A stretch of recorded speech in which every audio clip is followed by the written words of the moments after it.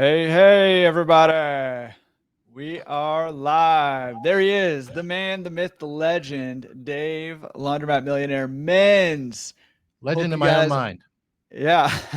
Hope you guys are all doing awesome. We're pretty excited to jump in with this thing. How you doing, Dave? Yeah, man, doing great. Hopefully some people join us here. I don't know. Have you used this platform before? I haven't. I've never used this platform before, so We maybe might we're be in here live, by maybe we're ourselves and not. not even. I have no idea. No, there's some people jumping in right now. Hey, guys, Is there? throw something in the chat. Tell us what's up. Tell us maybe where you're from in the world. I love doing that. People on YouTube waiting. Okay. There we go. Okay, now they're All popping right. in. There's at least some people from YouTube. All right, good. Laundry Station with Good. us in the house. Love it. All hopefully everybody's able to get in that's wanting to get in. Because I've never used this thing. Houston representing Atlanta. All right. Hey, Michael. Representing. Welcome. Niagara Falls, Canada, the dark side of Niagara Falls. Long Island, welcome, guys. And obviously Wichita. What's up, Sharon? Australia representing Dallas. Can hear both? All right. New Hampshire. Is that a real place? Is New Hampshire real? Brian, you are not kidding, man. You have no idea what goes on before we go live. Oh, dude. Every month. We've been doing this for a year and a half. Every time. I know. We've been doing it forever. Last time I hosted on my channel, I couldn't get on for like half an hour, and Dave did it. For some reason, we'll let him on and not me. So I don't know, man. I told you I hacked your channel, man. You did. I need subs. Texas, Puerto Rico. All right. Nice. I was about to embarrass myself, and I was going to say we're international, but we have Australia, so we are international. Sharon says, Dave, Carla is my hero. Bless her heart. Nobody knows it more than me. Yeah. Nobody knows what a saint that woman is than me. Uncle Manny, my neighbor in LA. Brian's in Oklahoma, Tulsa, Delaware in the house. All right. Still want to connect. Yes. Uncle Manny, is that your real uncle? I'm going to say yes. He's in LA. Yeah, we've got to be related. We're from the same place. Ryan, all right, New Jersey. On his first laundromat. Nice. Good to see the chat hopping so early. This is a good sign. I know. That is good. Hey, we're going to, dude, love it. Dave, where are you at? Tell people where you're at. I am in Cincinnati, Ohio, and Waleed's with us. Before I get started, I realize 99% of you, maybe 100% of you don't care. But I'm going to say it anyway. Go Blue. Because my boys won. Assuming you're talking about the Dodgers. The game. It's not even baseball season anymore. It's weird. My Michigan Wolverines pounded the Ohio State Buckeyes. The only college football game that matters all year long. We've been losing for 20 years.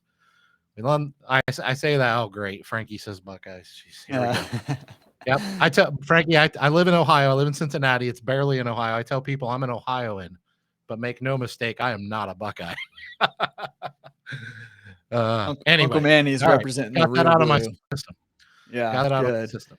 Yeah, and we've got some all-stars as important things. Yeah, we've got some all-stars as normal. Waleed and Sharon and Brian in the house. We got Australia going into contract with a subject to finance. That's awesome. We can talk about that a little bit and what that is even. Yeah. Frankie says about time. Yep. That's hilarious. All right. Put your questions in the chat, whatever platform you're tuning in on. Put your questions in the chat. We're going to get right on this thing because we're going to hang out, like an hour and a half or so? Let's do it, man. Yeah, we'll hang out for an hour and a half or until the questions dry up. But they have yet to dry up within an hour and a half since we've been doing these things for getting close to 2 years now. So Massachusetts. All right, man. We got the East Coast represented. We got Caleb here from Utah. I think we got all 50 states represented almost here. We're getting close. Yeah, I know. Jeez. All right. Somebody said us and Cody Sanchez are driving up prices. Sorry. Hey. Yeah. Well, you know what it is people aren't selling their laundromats. That's what's driving up prices. Yeah. Yeah. I think it might have had a little more to do with being deemed essential than anything, but yeah. Well, and people can't find returns anywhere else. So, hey, real quick, we're on my stuff. So why don't you quickly introduce yourself just in case. I'm sure everybody here knows you, but just Hawaii representing. That's what I'm talking about. I just got back from Hawaii. I wasn't sure if you'd come back. I saw you were leaving. You told me you were going. I said, Jordan may stay. I know. You know what? We actually were. Hey, Harry Sonky. All right. Good old friend. We actually were checking out houses while we were there. I had a feeling you might be. That's on the list. So, yeah. Interesting. We didn't find one. We didn't buy anything. I know you a little better than maybe I give myself credit for sometimes. Yeah. I'll tell you later what I told Carla. Yeah. Yeah. So anyways, we're on my platforms. Why don't you do a quick intro to yourself? I'll start collecting questions and then we can stop, wasting everybody's time here and start answering questions. We've wasted 6 minutes when we could have been talking about laundromats. Are you kidding me? I know. What are we doing? For those of you who don't know, that I am Dave Menz in Cincinnati, Ohio, known as the Laundromat Millionaire. So if I can, I'll just a quick shout out. Check out my website. Check out my YouTube channel. Appreciate the subs. Me and Jordan, we're doing different things, but similar. I like to think that we have very similar hearts. Just trying to keep people from getting ripped off, help people get into the industry the right way so that you can serve your community in the way that the community deserves. And we believe that if you do that, your family will be financially rewarded. That's it. At least for me. I don't want to speak for Jordan. For me, that's my mission. That's what I'm all about. I love the laundromat industry. It's changed my life, and I am forever eternally grateful. And I'm just here to see if I can help you guys out a little bit. We're all in this together. As Jordan says, some of the best action is happening in the chat. So there's a lot of smart people over there as well that just happen to not have a mic in front of them. And so ask questions, answer questions. If you have an opinion, by all means, drop it in the chat. Maybe you'll help somebody. Maybe they'll leave tonight with a couple golden nuggets that they didn't have when they came today. So that's what these are really all about. Me and Jordan have been doing these for about 1.5 years now, and we like to think we know a little something about laundromats, but we still can't figure out the technology to save our lives. So, yeah. Well, when it comes to these things, it's funny because I got a new camera, and I was planning on using it today. But it didn't come with the right cable. So I had to go buy a cable, and then I bought the wrong cable and had to leave and go back and get the right cable. And then by the time that happened, I didn't have time to set it up. So you didn't have time. Yeah. All right. So we jump into this thing. Welcome do it, everybody. Man. Again, keep those questions coming in the chat. I'm trying to write these suckers down as we go. Man, if we miss any, let me know. This first one that I'm seeing as an actual question is actually an analysis.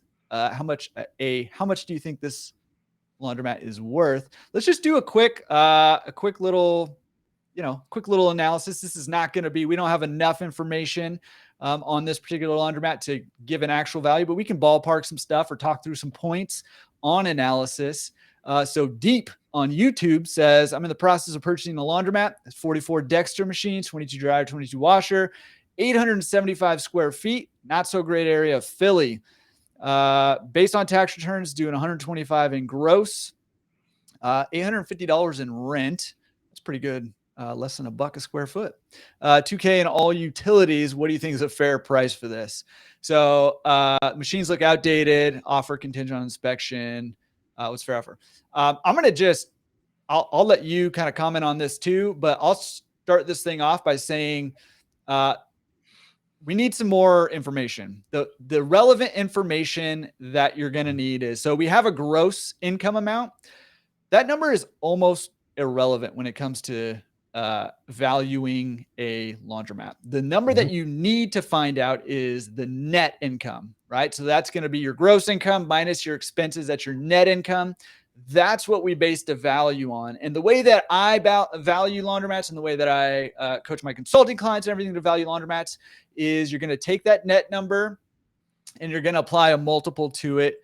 The multiple has been somewhere between 3.5 to 5, and that's starting to shift up a little bit as people have been commenting on in the chat there, and are more in the like 4 to 5.5. And I'm seeing 6+ and on those like top tier $1 million plus laundromats. I've seen 7 and 8. Yeah, me too. And in not fact, not common, but and those are usually the top tier laundromats are doing big volume. The tech is there, all that stuff. So, but you're going to need that net number. And if the machines are outdated, that multiple is going to be a little bit lower. And, the rent number is actually really good. The rent amount. You want to find out if there's any other expenses tied to that. Common ones are a CAM, which is common area maintenance expense, which is where you pay to maintain the common areas of like a strip center or something like that.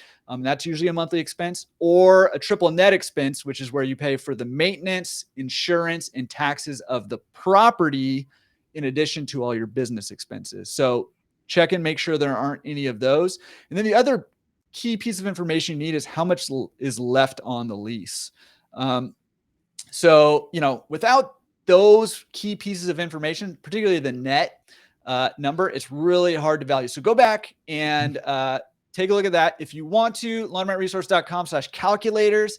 There's an analysis calculator there. It's a pro member perk, but you should be able to try it out there. So if you get that information, go plug it into that calculator and it should spit out some a value range for you that should give you a good ballpark of what that's worth. Anything to add to that? Jordan covered most of it for sure, all the nuts and bolts. I tend to be a little more of an art than a science. He went a little more science than art. But I like to tell people, at least in my opinion, how I like to, everything Jordan said, I completely agree with. So I won't repeat that. In addition to that, I believe that one of the most important aspects is your competitive analysis. Mm-hmm. So what is the opportunity in your market? How well is that market served? And this is much more of an art than a science. That's why I say it's not a spreadsheet kind of thing. But you've got to analyze your competitors, analyze the demographics in your market, in addition to everything Jordan says, and then figure out how are you going to service that market in a way that differentiates you from who's serving that market right now. If that market's oversaturated, that market can support, based on demographics, 3 or 4 laundromats, and there's already 5 there that are what we call modernized laundromats. And then the market's oversaturated, and in my opinion, even if the revenue is there, the value goes down. I'm going to value that much lower, because what I'm looking for, one of the most important things to me, is that the laws of supply and demand in that sub market are tipped in my favor, meaning that market is underserved. I really have no interest in going into a market that's already properly served and trying to serve people and steal people away from other laundromats that are otherwise serving them well. So that's really the only caveat that I would add to that. And I think, honestly, if you start there, then it makes a lot more sense. And, every day, people like Jordan and I doing what we do, other people doing what they do, to bring value to the industry, increase education. There's more and more good operators out there now than probably ever. So that means there's hopefully less opportunities. But I think everybody here would agree that there's probably 80% of the laundromats out there in pretty poor state of disrepair. So there's plenty of opportunities out there.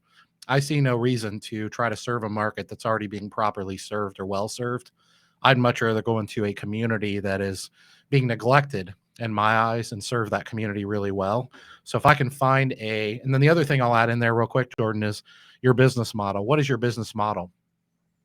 And whatever opportunity you're looking at, if you're looking at buying a rundown, dumpy laundromat and you're going to retool it, okay, if you're going to run, pick up a delivery and drop off laundry and be full service attended, and you're going to retool and have nice wide aisles and chain bulkheads, and depending on the aspect of what you're going to do, will that square footage and that floor plan support what you want your business to be? So those are really the only things that I would add. And and what it boils down to is, the reason I say it's an art is, the more so that those things tip in my favor, then the higher valuation I'm willing to give it. The less they tip in my favor, the less valuation I'm willing to give it, even if the numbers are great.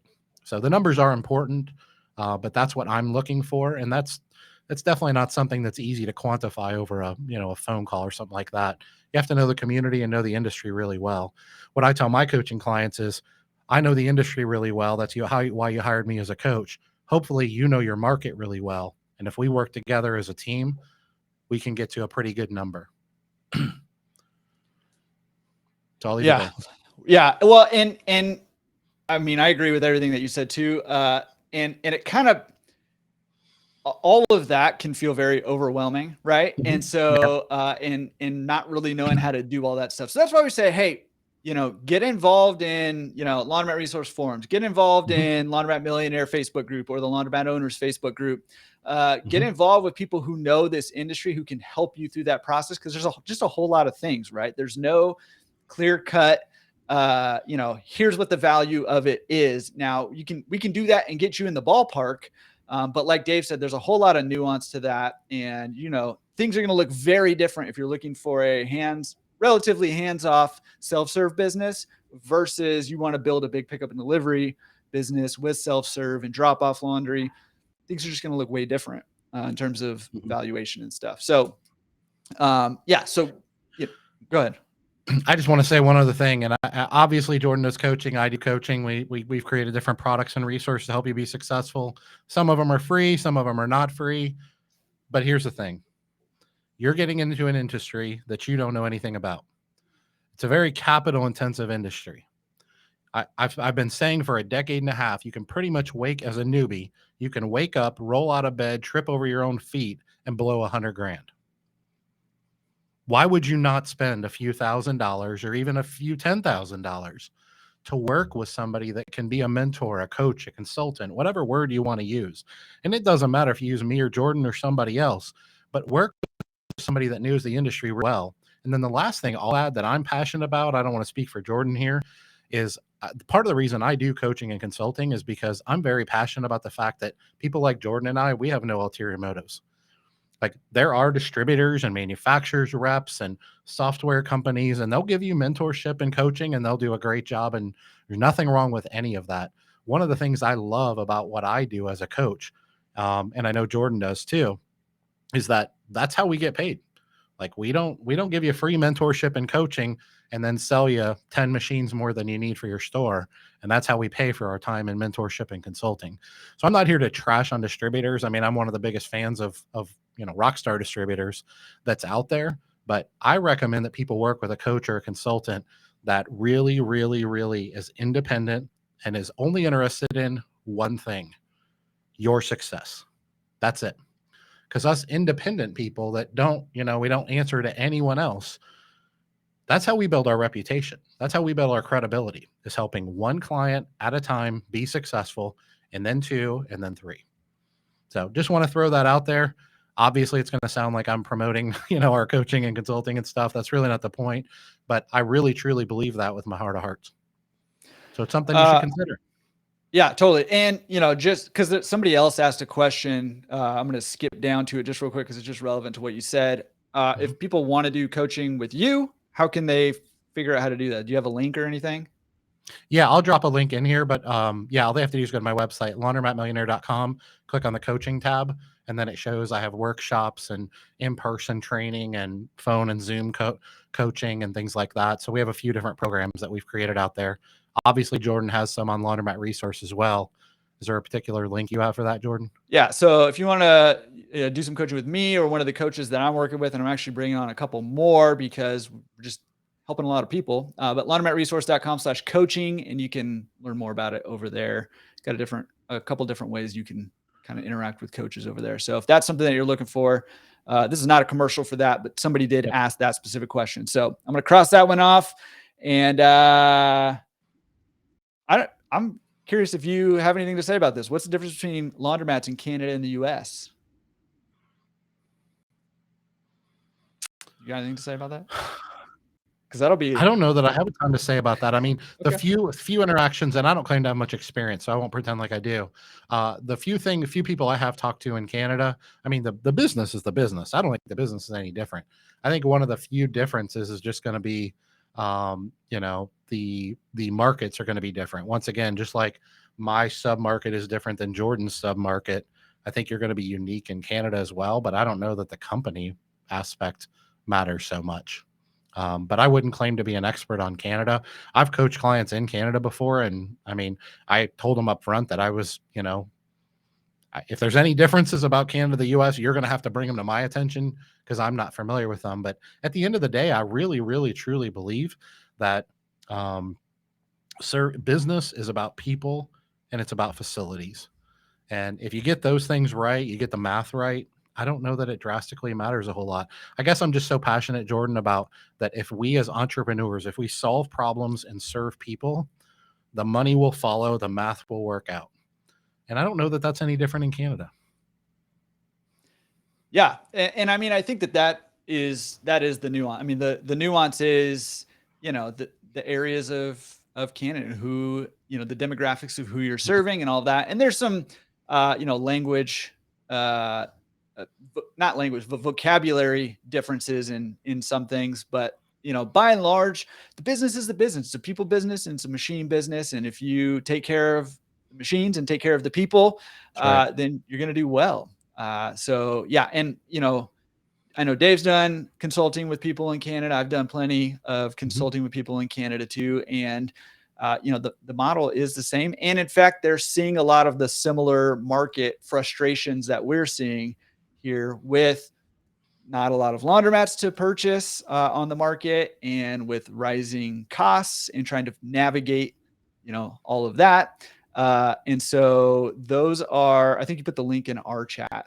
Yeah. Do I need to put it in? Okay. Can you? I don't. Yeah, I can see the chat, but I can't put things in the chat for some reason. Got it. I guess it's just this new platform, but yeah, if you can share that, thank you. Okay, cool. I just dropped Dave's coaching link there if you want to get that. Ours. Hey, Mark Vlaskamp from the Fold. Mark's with us. Good to see you, man. Up, man. There's some. I see Joe Dan's here too. I assume it's Joe Dan. Yeah, I saw Joe Dan too. Nice. Yeah, man.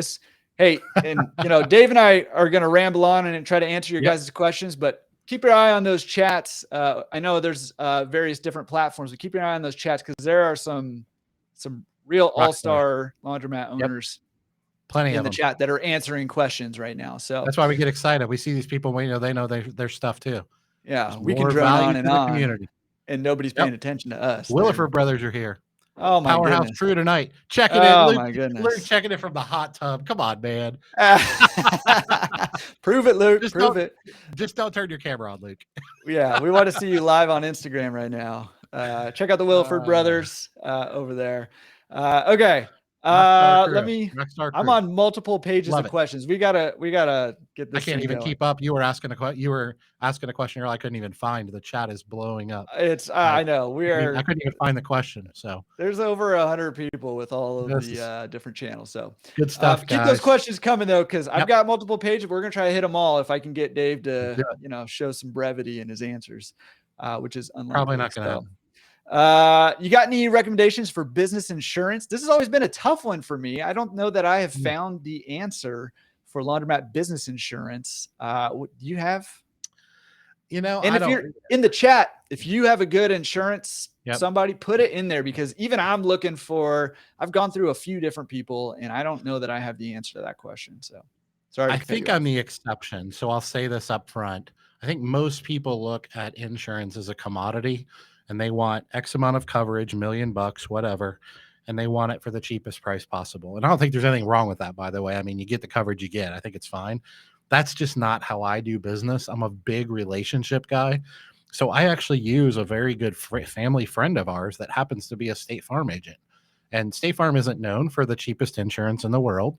But I can call my good friend on the weekend on her cell phone, and she, she will answer the phone. And that level of service is important to me. So that's what I do, but I didn't always do that. I see Alex Dolan is in the chat.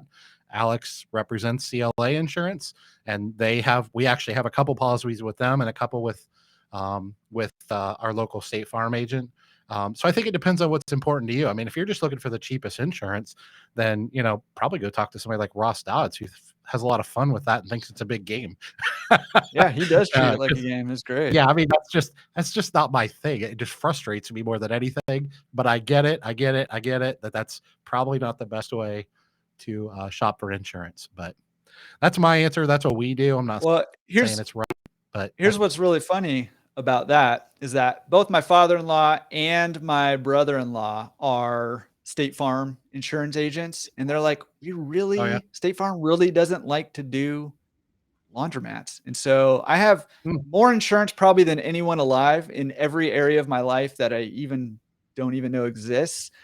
but they don't insure my laundromat. So, and I think a part of it does just kind of depend on, on that. So I have not gotten to the bottom of chat. So I don't know if I get down to the bottom and I get somebody good, I'll point them out for you guys, if you're looking for that. What do you do for accounting? Do you have an accountant, or do you use an accounting software? Great question. So Carla does all of our bookkeeping. If you don't know, Carla's my wife. She's on our podcast with us, or with me. And she's a rock star. She's actually a former CPA. So, she does all of our bookkeeping. We have a CPA that's not Carla that does our taxes. And so she just uses QuickBooks. She obviously has experience with bookkeeping and things like that for many, many years. She has formal training in that. So bookkeeping is mostly just addition and subtraction. And basically once a year, we have a couple meetings with our accountant throughout the year to stay on top of things. But basically once a year, we submit everything to our accountant, and they handle all the depreciation, amortization, and paying the taxes and the tax returns and things like that. It's just kind of a one-time a year thing. And then we check in with them every few months as she has questions and things like that. So that's what we do. But depends on if you have someone that feels comfortable doing bookkeeping and things like that. I see James made it, your brother. Oh, sweet. James. Yep. Welcome, James. Welcome, brother. Man, family's coming out and supporting. I love that. Yeah. So, we use QuickBooks, and then I have a CPA too. And I think you don't necessarily have to have a CPA or an accountant to do all that stuff initially. But I think once you kind of start accumulating some assets, a good CPA's goal is to pay for themselves and some in tax savings. So don't be afraid to look for a good top-notch CPA, because generally speaking, they should save you money, not cost you money. So it's an investment, not an expense. No different than an attorney reviewing a lease for you. Absolutely. So I'll leave that there in the name of brevity. You have it. You go. You have any tips on how to save on utility costs? How to save on utility costs? Well, there's the old buy new equipment. Obviously the newer equipment is much more energy efficient. And then there's the how should I say this? There's the I don't know how to put it, but a lot of machines come with 2 washes, 3 rinses, things like that, and obviously all that's customizable. You can raise and lower water levels, you can remove pre-rinses, you can do all kinds of different things. I don't play that game. Once again, my business model, it's all about quality, premium service. We have learned that if we focus on the other end of the ledger, which is the revenue and customer satisfaction, and things like, our KPIs are things like 95% of reviews are 4 and 5-star reviews, things like that. That's what we obsess over. When you do that, then your revenue is higher per turn, and that actually drives down your utility costs. If you mean actual utility savings, and maybe this is what they mean, I don't know. We use Chris Ward at Ward. What's it called? Forward Energy. I think it's what it's called. But look him up. It's just the number 4 and then WARD, his last name. And he gets us. He's an industry guy. He's an amazing human being. He might even be in the chat here. I'm not sure, Chris. If you are, drop a link. But Chris does all of our gas and electric savings. And so he's one of these alternate energy supplier, reseller kind of things. But he's a very honest guy. And he gets us, make sure we get the best rate on natural gas and things like that. And one of the things I love about his service is it doesn't cost us anything. It's paid by the supplier. But he actually shops our rates every year or whenever our contract runs up. And then he also studies the industry and the market, not our industry, but the natural gas industry. And he basically gives us advice and says, hey, this is actually a historically low rate. I think you should really consider locking in a 2 or 3 year agreement at this price. Because I think over the next 6 months, cost of natural gas are going to be going up and things like that. So kind of answered it 3 different ways. I'm not sure if any of them were what they were looking for. But that's my answer. Yeah. Well, that's great. I think there's tons of tips to be able to save money on utilities. And in fact, speaking of Ross Dodds and playing the game, I mean, it can become a little bit of a game. However, what I would encourage you is don't lose the forest for the trees. Our goal is not to pay the minimum amount on utilities. Yes, we want to decrease those costs as much as possible. But actually, if you're paying a lot of utilities, as long as there's not a problem, like you have ancient machines or you have a gas leak or a water leak, especially a gas leak, as long as things are functioning the way they're supposed to function, you have decent machines. If you're paying a lot for utilities, then that probably means that you're making a lot of money. And if your percentage of utilities versus your gross income is too high, and that's more what I would look at as opposed to I'm paying $10,000 a month for utilities. Well, I'll pay $10,000 a month for utilities if I'm making 50 grand a month or 60 grand a month or whatever, right? If the ratio works out right. And, the number that I like to shoot for, which is getting more and more difficult, but the number I like to shoot for is somewhere in that 15%-ish range, 15 to 20% of gross income. Sometimes even less. Well, you're out in the middle of nowhere where everything's free. 3 what? Percent? 3%. Oh gosh, I love that. You know why? I want to share this. I know it's a little off topic. Tell me I want to share this because most people in the industry would tell me I'm full of crap. And I'm telling you I'm not. And you know why? Because over 75% of my revenue is generated by drop-off laundry and pickup and delivery. So if I put 80 pounds of laundry in an 80-pound machine at $2.49 a pound, that's the revenue being generated by one turn. And that doesn't compare to $12 or $13. We're talking hundreds of dollars of revenue. Now, obviously I have other expenses. And so I'm not suggesting it's just some, pipe dream, but I like to point that out to people. And the only reason is I see on the different Facebook groups and different stuff like that, people will post, oh, I'm thinking about buying this laundromat. What does everybody think about this P&L? And, and real quickly we jump to conclusions as laundromat owners. That says their utilities are 9% of gross revenue. That person's lying to you. This is a ripoff, run for your life. And I'm over here going like that. We don't have enough information. Like we need to change the narrative from just jumping to what I call self-serve conclusions, because that's the history of our industry. And we need to just push pause for a minute and have a conversation about a specific situation. I love Facebook groups, the forums and different things like that. I just wanted to throw that caveat out there. But yeah, I think most people would say if you have a modernized laundromat with equipment that's, newer than, 5 years old, something 5 to 7 years old, I think most people would tell you should be in the 12 to 13% range. But that also is factored in by your prices, right? So there's the other side of the equation again. It's not always about what you're paying for your utilities. It's about what are you charging for a vend. Because if I'm charging $13 for an 80-pound machine, you're charging $8, cost as a percentage of, or my utilities as a percentage of sales is going to be a lot lower. So I think we should just have more conversations like that and less conversations that are what I refer to as they're stuck in the 1970s. It's like that was a good answer 30 years ago, Yeah, and that's why it's hard to answer some of these questions, because the answer to every question is it depends, right? And business model plays a huge factor in that, because I mean that's a great point, right? Like if you're charging $2.49 a pound and you got 80 pounds and you throw it in one turn, that's you're gonna be 3%, and also if you don't keep up with your pricing, as we're watching natural gas prices go up, as we're watching water prices and electric prices go up, if you're not keeping up your pricing and keeping your customers at the same time, which somebody asked a question about that we'll get to in a little bit. This chat that is just phenomenal. God, I can't even. I'm halfway down the chat. I'm writing down the question. I know I can't keep up. You guys are awesome. Thank you all. That means we should start answering questions faster. But there's nuance in all of these answers, right? Yes. So what we're trying to do is, number one, give you some ballpark things to think about, some generalizations. And then number two, try to point out some of the nuances that you need to be thinking about. But there's a lot that goes into all of these questions. So just be aware of that. Okay.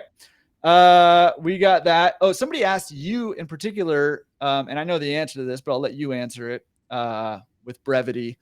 With your ozone setup, do your machines dispense the soap, or how do you handle the ozone soap dispensing issue? So the short answer is go to my we're going YouTube to get a channel. long answer too. Oh gosh. Okay, go ahead. Go to my YouTube channel. I have a whole episode on ozone, and it will enlighten you a lot more. It sounds like you might be under the impression that it includes soap or something. I don't want to hijack the show, but the quick answer is ozone. The ozone delivery systems that are out there nowadays are typically vacuum lines, and they're typically, well, I'll speak for Santa Wash, which is the company I use. It is vacuum pressured, so it has a pressurized vacuum line that's connected directly to the cold water valve. So there's always ozone from the generator on the wall through this vacuum line, which is a sealed closed line, to the cold water valve. When the cold water valve opens on a washer, that creates a vacuum pressure and it sucks ozone into the cold water valve and directly into the machine. That's how the machine determines how much ozone to dispense. That's all calibrated at install. That's the super quick answer. It does not have anything to do with detergent. You still got to put detergent in the soap tray, like anything. The answer, else. Without all the logistics of how the actual machine works, is your machines don't dispense soap. Customers use their own. Yep. Okay. Ozone has nothing to do with soap. Yeah, got it. You still got to, if you have ozone system, you still got to put soap in your machine, like every other customer at every other laundromat. I think they misunderstand what ozone is. That's why I said just go check out that podcast. Yeah. Yeah. Good question. And well, I'll save that. There's one that's similar. Well, I'll save it. Okay, we'll get there. All right. So somebody asked, okay, so somebody buys a lot. In fact, I just got a shout out. I think Uncle Manny actually closed on his first laundromat today. So huge congrats there. Yeah. And this question that I didn't write down who asked it. So sorry, it's like way up there now. But somebody asked, hey, this is Uncle Manny, this is for you also. What are some of the first things a new owner should do when they take over a laundromat? First of all, I think you have an episode on this, probably more than one. So go check out Jordan's podcast. One of the first things I recommend you do is make no major decisions for at least 60 days, because we've established you're a new owner, which we assume that means you don't have a whole lot of knowledge or experience. So don't jump in too quickly. Now, somebody like me or Ross or Jordan or something, buys a laundromat, Luke. I mean, we're going to go in there day one and just tear the place up. That's a different, Joe Dan, whatever. But that's the first thing you should do, is actually just take a deep breath, get to know your customers, talk to all your customers. And then the 1A you should do, assuming it's coin, and I know Luke's going to freak out in the chat now, but assuming it's coin, is change out all the money boxes, change out all the locking mechanisms in your store, door locks, safe combinations, codes, things like that. Assume that 100 people all have those things, because they probably do. Now, they may not do anything with them, but they probably have them or have had them or had access to them. So the security of the money is priority 1A, and priority 1 is just getting to know your business. As much time as you spend, as much time in there as you can, because there's no replacement for that.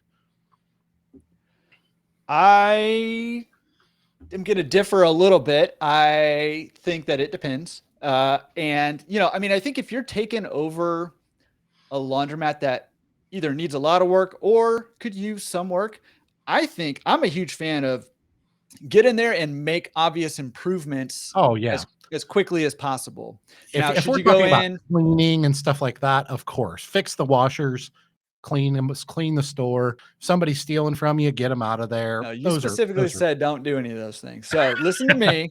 Dave doesn't know what he's talking about. No, but I mean, just mute me. What, man, if there was a button, oh gosh. No. Yeah. And obviously, Dave's going to agree with what I'm saying. I think mostly, at least, get in there and make improvements. Don't go in there. I think what Dave's saying is don't go in there and put in a new pricing structure and, change like the business model right away and, make any major changes, but start ordering new machines. I'm a huge fan of get in there and show the community, hey, there's a new owner here. I care about this business. I care about this community.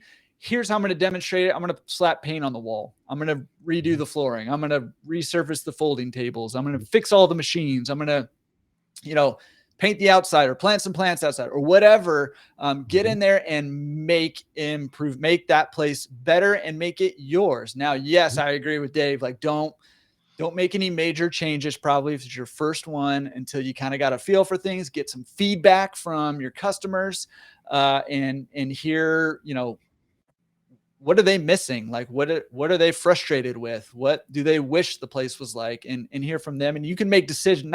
Don't necessarily do everything they want you to do, but you can make decisions once you have that information. So, So, I mean, I think we probably pretty much agree mostly on that. Yeah. Okay. All right. We gotta move. Okay. So this actually is a really good question. Somebody, and I apologize, I'm frantically writing down questions. I haven't been writing down names, but somebody said, hey, they have a laundromat, but it needs some serious help. Machines are broken. Sometimes the coin slots work. Sometimes they don't. It needs like a deep cleaning. And it sounds to me like from their question, like they're just overwhelmed. They don't know where to start. Where should they start? What should they focus on? Goodness. I mean, honestly, I think we just covered a lot of it, but I don't know your capital position. I don't know your business experience. Honestly, I'm going to go back to that advice we just gave, just because I don't have more information. Like, what I always caution people to do is I would rather, and I know people disagree, that's fine.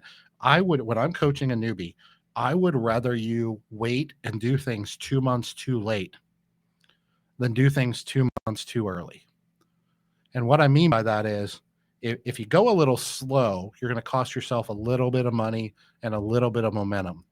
If you go too fast, which means you overshoot your knowledge base, then you could potentially make several $100,000 mistakes. And I just don't think that risk reward proposition is worth it. So it depends, right? As you keep saying, are you working with a coach? Is the coach local in your market? Is Jordan your coach and you're 5 minutes from Jordan in LA? I mean, there's so many different factors that involve, but I've just, over the years, coaching so many newbies, like I've seen so many people do things mostly right, and they do a few things wrong. And it's typically because they get ahead of themselves. They get over their skis. They're, Dave Menz back in 2009. I just wanted to go in and blow the place up. And luckily I did have a mentor that pulled me back a little bit, but I would just rather you go a little bit slower than a little bit faster, because the cost of making a big mistake is pretty catastrophic. And that could even apply to buying the store. I mean, if the store should be worth 3x and you pay 4x, that could be a $150,000 mistake at the closing table. So I know we're talking about operations, but I just think that's the mindset that newbies should have. I mean, you have a free course. I have a paid course. We're going to keep pounding this because it's the truth. There's coaches out there and consultants out there that can help you a ton. Some of them even in the chat.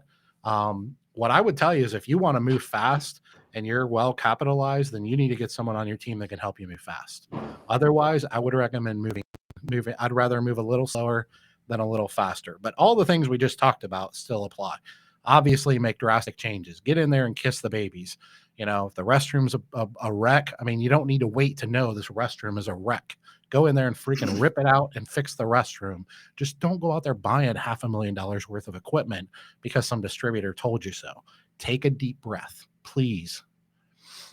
Yeah. And I would say, I mean, this is a good situation where it would behoove you to talk to somebody who knows the business. And I mean, that's what you're doing here. But obviously there's a lot of people here and a lot of questions we're trying to get through.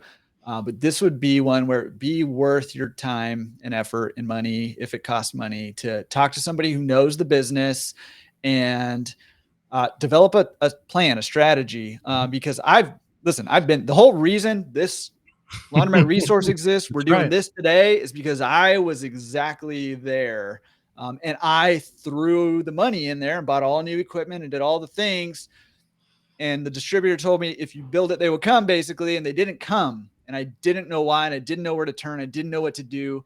And I found out that situation is more common than it should be. It's not super common, but it's more common than it should be. And so that's where that's the birth of Laundromat Resource, right? So this is a good situation where, go on the Facebook groups and find somebody who is doing what you're trying to do, or book a consulting call with Dave or I, or, find somebody who knows this business that can help you develop a strategy. And so you're not in it alone, because I know that it gets in your head, and I went into this little spiral, and I couldn't get out of the spiral enough to figure out what to do. And so that's what I would say. And then go back to doing the things that we said. If you can fix some machines, fix some machines. If you got to go after work and before work every single day with rubber gloves and sponges and clean the place out, go do that. But do what you got to do to start making incremental improvements. It doesn't have to all happen at once, but start making some steps. Okay. That was a lot. Okay. So we got that one.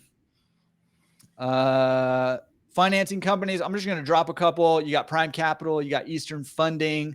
Check out community banks and credit unions. But Prime Capital, Eastern Funding are two of the main laundromat specific lenders. And then, you can check with local credit unions and banks. You can check with the sellers. There's lots of different ways to finance laundromats, but if you're looking for laundromats, manufacturers can. A lot of them do acquisition financing and things like that. What I recommend people do, I know we're blowing through this quickly, and this is everything Jordan just said. What I recommend people do is, if at all possible, work with somebody that's industry specific. So whether that is an Eastern Funding or a manufacturer, or Chris Mahalik at Prime Capital, or all these different powerhouses that we know about, these people know and understand the business, and a lot of times they'll be one of your best friends, because when they're walking you through the process of setting up financing, you're partnered with them, meaning they don't want you to make that $200,000 mistake, because that's going to hinder your ability to pay them back. And so they can a lot of times be your best partners. I talked earlier about using coaches and consultants and things like that are, on your side, meaning they don't have any ulterior motives. One of the things about working with an industry specific financing company, they typically know the industry really well. If you're a newbie, they definitely know it better than you. And if that's the case, and your interests are now aligned versus conflicted, then that's a great thing. That's a great resource for you. So whether it is an Eastern Funding, Prime Capital, Dexter Financing, Alliance, whatever it is, if you're working for someone in the industry that knows the industry really well, then your interests are aligned. And hopefully, not always, but hopefully they're going to act as a little bit more of a mentor to you, at least during due diligence and making an offer. And, if you're overpaying for a store, a lot of times they'll tell you that. They'll be like, hey, we can finance this, but we can't finance a 5X acquisition, because in our mind, from the business plan, this thing isn't worth more than 3.5X. And if you're smart, you'll listen to them.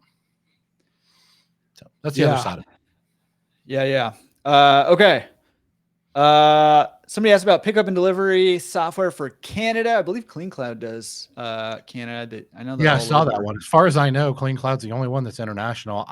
If there's another one, I'm not aware of it. I'm sure that's coming and will happen.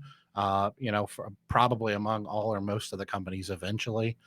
Clean Cloud just happens to be over in Europe, so they're already kind of international. So I think that's where I would start if I were you. Yeah, and they're a good company too. Okay, so is the net number always guesswork when looking at a laundromat? And I mean, I'll say the answer to that question is kind of. If it's an all cash business, there's some amount of guesswork usually, unless the owner is taking meticulous books. And even then, you're not always 100% sure. The way I like to put it is, hey, the goal of like due diligence, right? There's a range of how much money a laundromat can be making. And I kind of half jokingly say, hey, it's somewhere on the high end of what they tell you the laundromat's making, and on the low end, what they tell the government the laundromat's making, and the truth usually is somewhere in the middle. I say that half jokingly, but a lot of times it's kind of true. And so the goal of due diligence is to narrow that range as much as possible to get as clear as possible picture of how much money that laundromat's making. Now, with that said, you'll see people probably like Dave and I and Andrew Cunningham and the Williford, people who've seen a lot of deals who can take a look at a laundromat and have a really, really close, estimation of how much money it's coming in based on, what the seller's saying, based on utility bills, based on the demographics, the competition, all that stuff. You can get a pretty close, when you just look at a lot of deals, you can really kind of hone in on that. But I would not say it's guesswork. I would say it's I don't know. Maybe I would say it's somewhat guesswork, but it's an educated guesswork. I don't know. What do you have to say about that? I don't actually have a whole lot to say. I'm just going to throw it out there again. That's why it's an art, not a science. Yeah. I mean, you can't. One of the things that I see people coaching clients all the time, they get so frustrated if they come from, especially the real estate industry. When they come to the real estate industry, a lot of times they really know their stuff in the real estate world. And that's a pretty scientific process for the most part. You have cap rates and you have appraisals and you have all these different things that kind of, for the most part, kind of keep you from making drastic mistakes. And in the laundromat industry, we're just not anywhere near that sophisticated. So that was the only thing I was going to really throw out there. One thing I want to grab too real quick over in the chat, there's some conversation, Trenton and a few other people about, Vite and seals and things like that. I can't put it up on the screen, but I just wanted to comment real quickly that Trenton, you are correct. That used to be the case. And it technically still is the case. So if you're in that little comment thread over there, basically what he's asking about is I guess somebody else was asking about ozone being hard on rubber seals and gaskets and things like that in machines. That is technically true. But let me give you the caveat for that. The reason that has such a bad reputation with ozone and rubber seals and things like that is because of the delivery system. So the older ozone delivery systems just poured an unlimited amount of ozone, typically directly into the cold water copper line. And it just dumped an unlimited amount of ozone directly into the machine. It wasn't measured.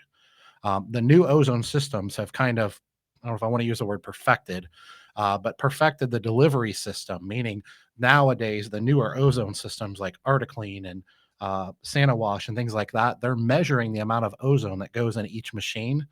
And when they measure those things, the delivery systems are so perfected to the point where now you don't really have that issue. Now, I was told that when I got my first ozone system, and I was very apprehensive to that. And so I actually spoke with Alliance. And Trenton is correct. They used to have separate different seals that you could upgrade on your machines to get. And they actually stopped manufacturing those. And they also used to, if you put ozone in your store and didn't have these special seals that he's referring to, Alliance would void your manufacturer's warranty if you did that. I spoke to the people at Alliance. They don't sell those special seals anymore. It no longer applies. And the reason why is basically what it boils down to is the ozone delivery systems used to really stink. And they did cause a lot of damage to copper piping and to rubber seals and gaskets on your doors and things like that. But now the delivery systems have honed in and it's really not an issue anymore. In fact, Alliance told me, because I had brand new equipment at the store I put ozone in a couple years ago, and they told me it didn't affect the warranty at all. I didn't need separate seals or anything, that it wasn't an issue anymore because the delivery systems had improved so much. So what he's saying technically used to be accurate years ago, but according to Alliance and several of the other manufacturers that I talked to, it's really not an issue anymore. But once again, I don't have the ability to drop it in the chat, but go check out my podcast on SaniWash ozone. And we actually talked about that in great detail and some of the improvements that have been made. So just saw that conversation happening and wanted to jump in there. But okay, well, listen, I'm on page 3 of questions, and we are on page 1 still. So you need to shorten it up a little, buddy. All right. I'm going to take this one. Just take a breath over there. What licenses and permits are required to operate a laundromat? Most places, as far as I know, you don't need special licenses or permits. Dry cleaners a lot of times need environmental stuff going on. But most laundromats in most places, you need a business license. You might need permits if you're building a store, like construction permits. But as far as I know, most places. All right, I'll ask you. Do you know of any other permits, licenses you need? Sorry, I was reading the chat. What's the question? Licenses and permits you need for laundromats, just like a business license, right? Yeah. No, they're typically not any different. Yeah. I just want to make sure I wasn't missing anything. Okay, should I hesitate to do a cash only deal? Sharon said, Jordan, please try to keep up, dude. I'm trying. There's so many. I know. I got to stop reading the chat, which I should be reading the chat, right? Isn't that what I'm supposed to be doing? I'm 2/3 of the way down. The little bar, I'm like, I can't. You got to pick it up. Awesome. You guys are fantastic. Sorry, right, I'm going to focus. What's the question? Should I hesitate with the cash? I'm asking you the questions, so I have enough time to just write them down. I know. Okay. Should I hesitate for a cash only purchase? Should I hesitate for a cash only purchase? Should I hesitate buying all cash? All cash. Should I buy an all cash? I think that depends on the person. I personally, I absolutely would never do that. I'm a big fan of what I call controlled or mitigated leverage. I love leverage. I would never tie up all my cash in a deal like that. But that doesn't mean you shouldn't. Yeah, we do need, Brian's right. We need a handler. He nominates Carla. Anyways. Yeah, I think that's a personal opinion thing. I mean, there's some people, what I tell people when it comes to like cash and debt and things like that, some people are very uncomfortable with those things to the point where it literally keeps them up at night. It stresses them out. It causes health issues. Like they're just not comfortable with debt. If that's you, then I don't think you should borrow money. Like if it's literally going to affect your health and cause you to keep from sleeping and things like that.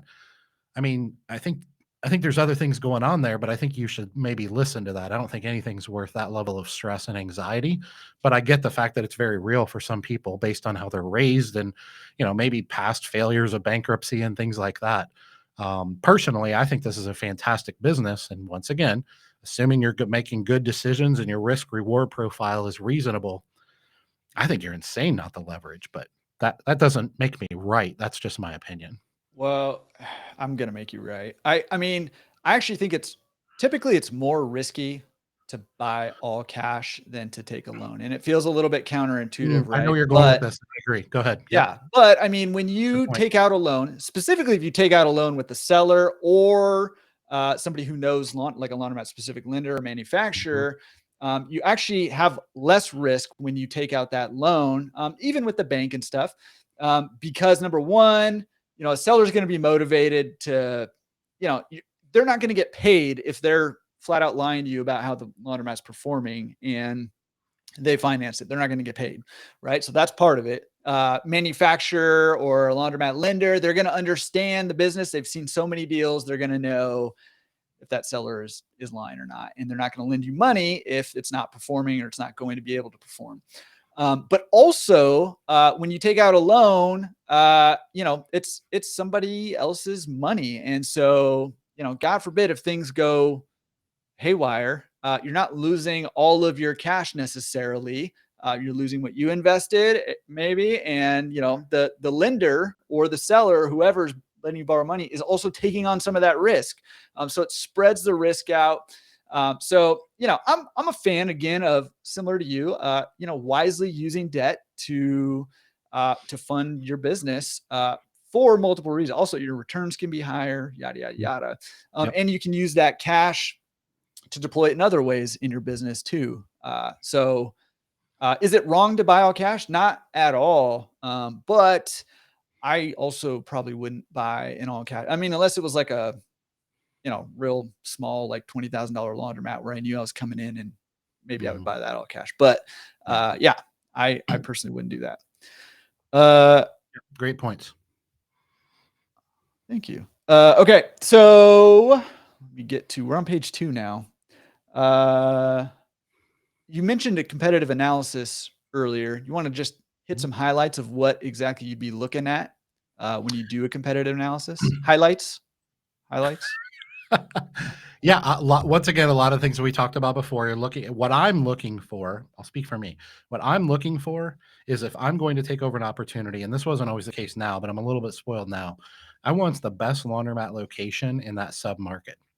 The only exception to that is if there's, if it's a bigger market and there's, 4 or 5 viable modernized laundromats in that market. Okay. If I have number 2, it's not the end of the world. But the location is one of the things you can't change, or is very difficult to change, very expensive to change. So that's where I start.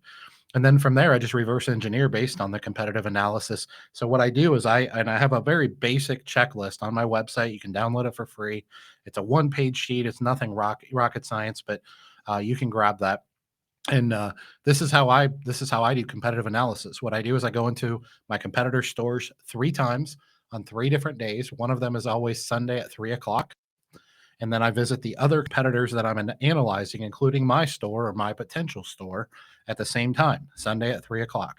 I always make sure that it's not done on the day, Sunday preceding a holiday, because then you're going to fall into there's exceptions to those things. You want to do them around the same time of year. So you don't want to do them 6 months apart and do one in the spring and one in the summer or something like that.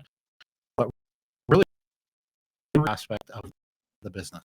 We talk about this, but what we don't talk about is things like the throughput and the aisleways, and not just the seating, but the comfortability of the seating. How comfortable is the seating? How plentiful is the seating? Maybe they have enough folding tables, but they're all 3 foot wide by 18 inches deep. They're little tiny baby folding tables. I'm analyzing every aspect of the business that I can, down to the restrooms. And Brian Grell would love that. The restrooms. What I'm looking for is, if I acquire this location and I turn it into what I'm going to turn it into, whatever my vision of that is, if I do that, when I'm finished with that project, how will that compete in the market? And I want to know that I'm a minimum of 20 to 25% better than the majority of that market. And so I go in and I do laundry on a Sunday at every store around the same time of year. I go in and I do it on a Wednesday, which is the deadest day of the year. And then I go in and I do it on a Friday, which is a middle of the road. Friday and Monday tend to be kind of middle of the road, busy days of the year. Same time, same location, or I'm sorry, each location uniquely. And then I just go down this checklist and I do 2 loads of laundry. I take 2 loads of laundry with me, and I'm looking at everything from the convenience of the payment systems and the ease of use. Is it attended or unattended? But that's not the be all end all. If it is attended, I want to know how well it is attended. Was there just a body there playing on their phone? Were they giving me the stink eye? Or did they greet me at the door and give me a tour? Was the customer service outstanding? Or was there no one there at all? We all know plenty of unattended laundromats that actually provide pretty great customer service because they leverage technology and things like that. They have someone on call. So all of these things are factors, and it always goes back to what I always say. I'm looking at the totality of the value proposition, every aspect of it. That wasn't short, but no. And dude, I don't think you understand how many questions I have here. All right. We got to, you know what I mean? Yeah. Let's go. Okay. Oh, huge shout out to Caleb.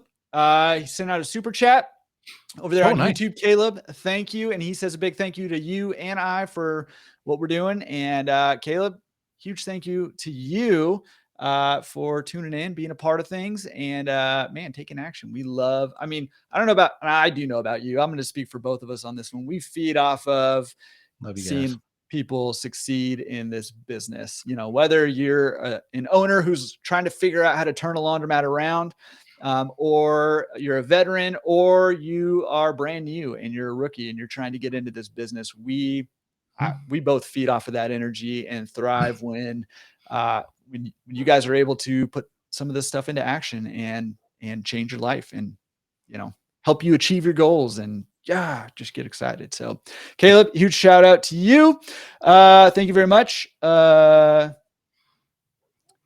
Somebody asked about leasing equipment, the ins and outs of leasing equipment, and I'll throw out my 2 cents on leasing equipment.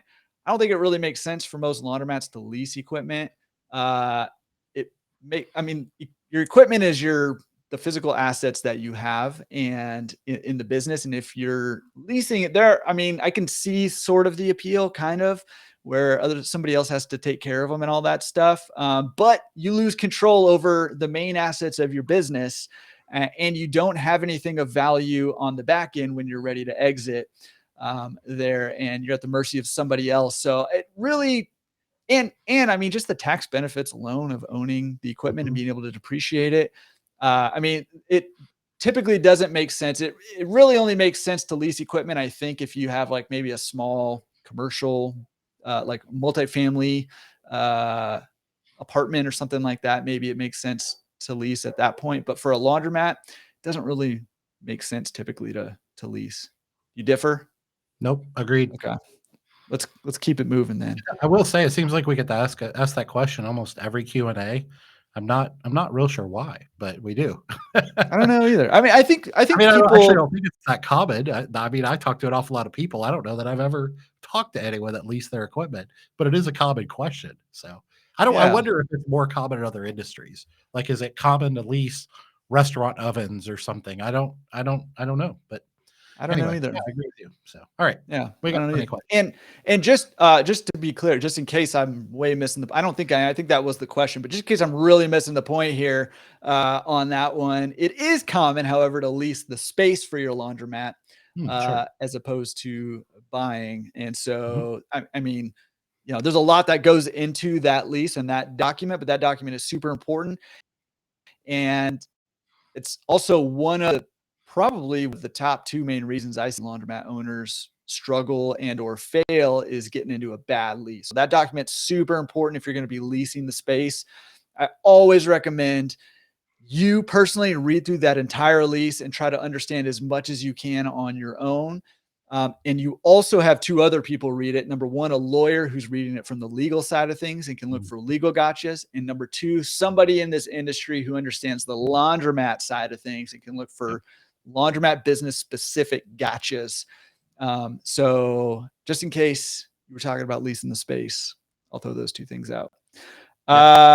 Dave, you already mentioned, and I actually already mentioned too, we do coach Canadians. We love our neighbors to the north. Although, man, maybe you can handle this a little better, but I can't handle that cold. And just talking to Canadians makes me feel a little cold here. So I don't know. Why are you so fragile, man? I tell you, I'm not kidding. Before I'm in my house, before I jumped onto this thing, I was wearing a puffy jacket because it's literally it's right like 80 degrees there.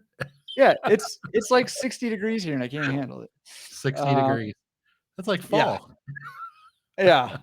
Somebody asked like fall. Oh my gosh. Fall's like 80. Come on. Somebody asked, actually, this got asked a couple times, but do you, and a few people have asked this in the chat, but do you have a recommended number of laundromats to number of people in an area? Like how many laundromats or how many people a laundromat can serve kind of thing? Do you have a ballpark for that? Yeah. I mean, I've heard a number of like 1 to 10,000, and I think that's a pretty good rule of thumb. Would you say 10,000? That what you said? Yeah, 1 to 10, like one store to 10,000. I think it's a pretty good rule of thumb.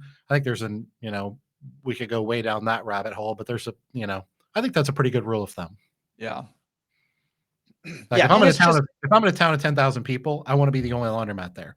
Quite frankly, if I'm in a town of 20,000, I want to be really the only laundromat there. But once again, I'm a little spoiled. Doesn't mean you can't have a viable business. Just might be a business that at this point in my career, I wouldn't want, but I'm a little spoiled. So I'll fully admit that. But you get 30, 40, 50,000. I mean, that can easily support a couple modernized laundromats. And I will throw that caveat out there because, if there's a town of 20,000 people, there's 2 laundromats there and they're both dumps. Like I got no problem going in there and being like, as far as I'm concerned, they're not even in the same industry as me. So I think that's once again, it goes back to what we said an hour ago. How well are they serving the market?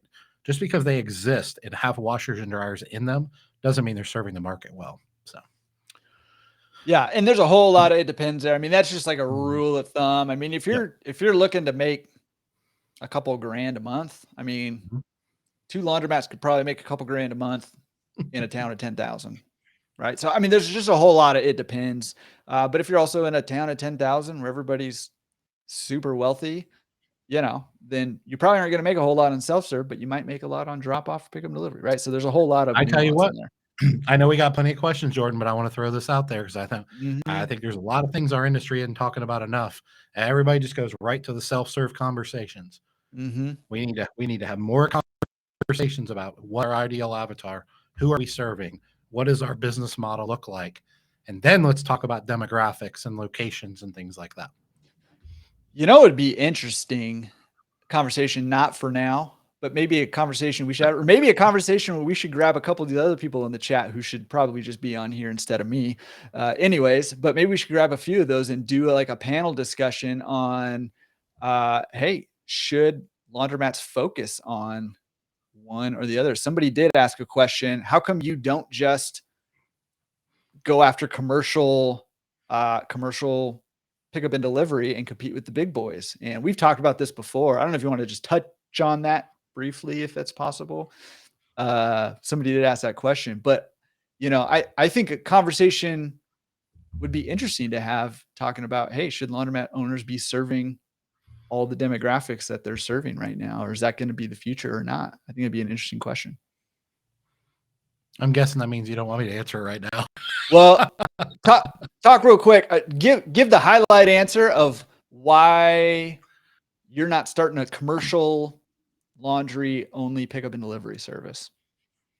The reason I don't really compete in commercial laundry is very simple. It's a very archaic business. It's based on very slim margins and very high volumes. And I'm a laundromat operator.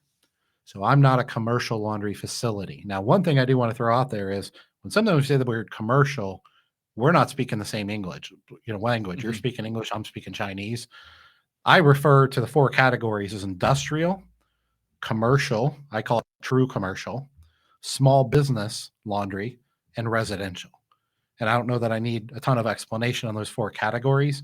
We focus primarily, almost exclusively, on small business and residential. A lot of people call small business commercial.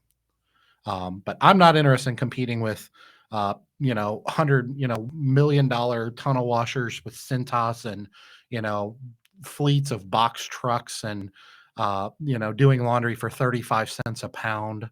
Like, the reason I got into pickup and delivery was because I wanted something that would complement my laundromats. I love being in the laundromat industry, and I wanted something that I could tap into that excess capacity. And my facilities, most facilities, laundromat wise, are not built to handle industrial laundry at scale. So that's the super quick answer. Yeah. That's why we focus on residential and small business. Yeah. Yeah.